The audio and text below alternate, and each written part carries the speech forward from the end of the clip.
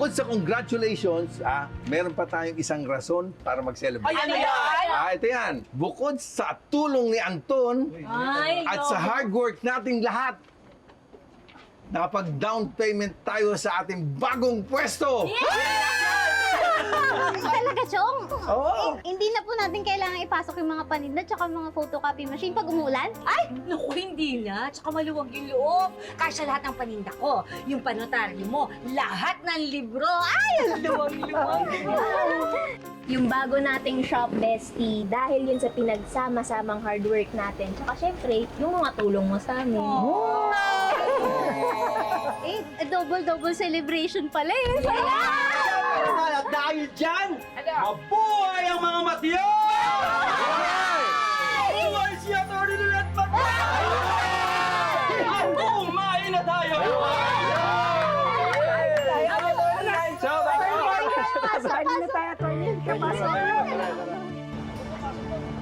Picture tayo, dali-dali. Yes. Ay, Family, sa kami, ha? Kita? Yes! Sino sa akin? Yes, of course, ano yan. Tingnan mo to, kaya mo. Pero, grabe pala no, Atty. Bonnie. Posible pa palang natalo nun si Nay Chato kung hindi nyo naisip na pwedeng silang gayang nakapatay sa asawa niya. Alam nyo, ganun po kagaling talaga si Lilet, na aking partner. Kaya lobos yung ganung angulo kasi she thinks out of the box. Galing. Ay, hindi ako yun Si Tinang yun. Dahil sa kanya, naalala ko yung kapasidad ng isang ina na isakripisyo yung sarili niya para sa kapakanan ng anak niya. Kaya salamat po, Tinang Ikaw nga, na hindi naman ang galing sa sinapupunan ko, kaya kong itaya ang sarili kong buhay. Paano pa yung mga nanay na sila mismo nagsilang sa mga anak nila? Yun ang ginawa ni Chato. At yun ang gagawin ng isang ina. Ate Ses, huwag tayo mag-emehan dito, ha? Kasi alam naman natin pareho dito na hindi lahat ng nanay gagawin yan para sa mga anak nila. Teka, bakit ikaw? Hindi mo ba gagawin kay Mela yan? Sinabi ko bang ako? Ako? Hindi naman ako, Yun, Ba? Tama naman po si Chang Walang emehan. Lalayo pa ba tayo?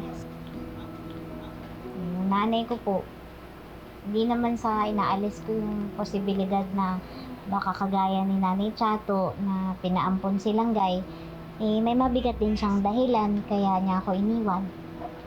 Pero pwede rin naman na mahina siya, duwag, at hindi karapat-dapat na matawag na ina.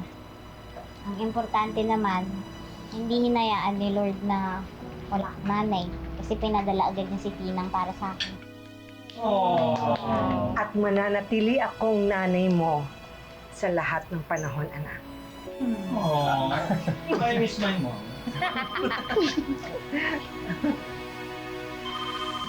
Ay, may pahabol na video call para kay attorney.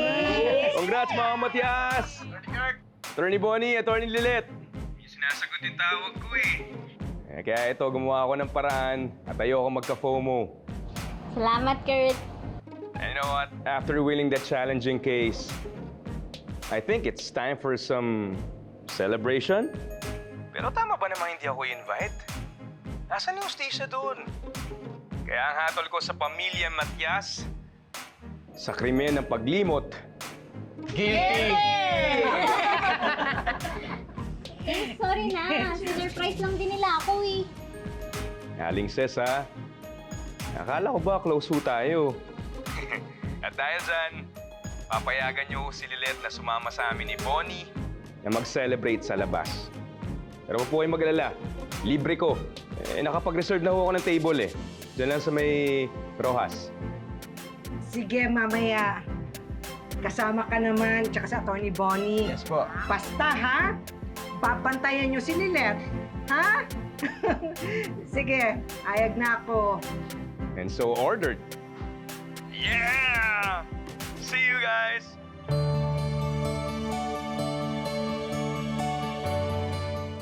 Para sa marami pang kasong ipapanalo. Cheers! Cheers! Pare, cheers. Sana okay na sa atin lahat. Brad-in-law, attorney. Brad-in-law? O naman, attorney. Hindi, Brad. Cheers.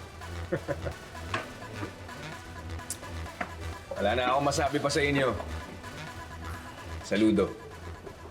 You know what? At some point, lalo na mga first hearing natin, akala ko matatalo pa eh.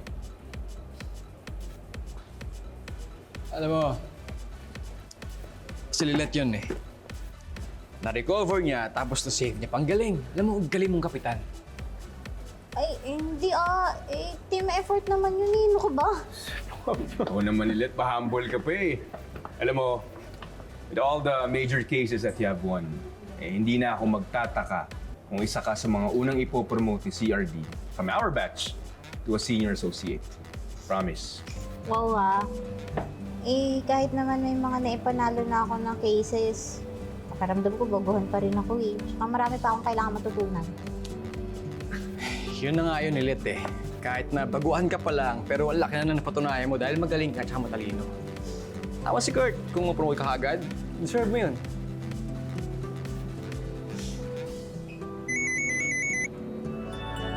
Oh, Aling Ses! Kayo naman, tumawag kayo kagad. Huwag ko kayong mag-alala dahil behave naman ho yung alaga nyo. Hi, Tina! Kumusta kayo dyan? Okay naman po, Tina. Masaya po dito. Sige, enjoy po, Tinang. Hello! Hindi kita masyado marinig pero nandito na ako sa may bar area. Ang ingay eh. Pwede bang sunduin mo na lang ako? Yeah, please. Thank you. Ouch! Sorry. Bulag ka ba, ha? Anong problema mo? Nag-sorry na nga ako, di ba? Ano ba?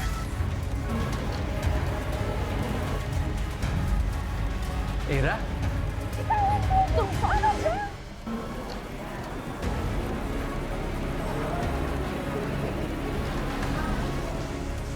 Ah!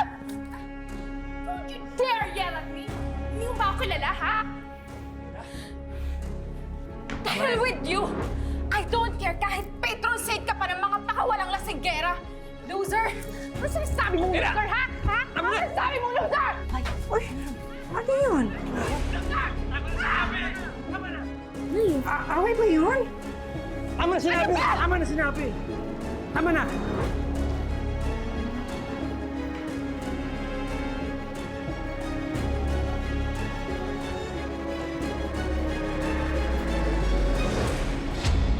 Manalik ka, di pa tapos ang kwento. Hindi ba na... Mabuti naman sinagot mo. Mati, saan ka? Lasing ka ba? Can you please come pick me up? Kasi pinagtutulungan nila ako dito eh.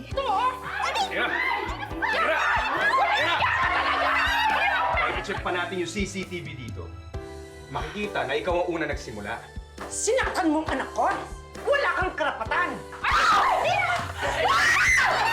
dare you! Dare mo mukha mo! Huli ka nang dumating! Demonyo kayo mag-ina!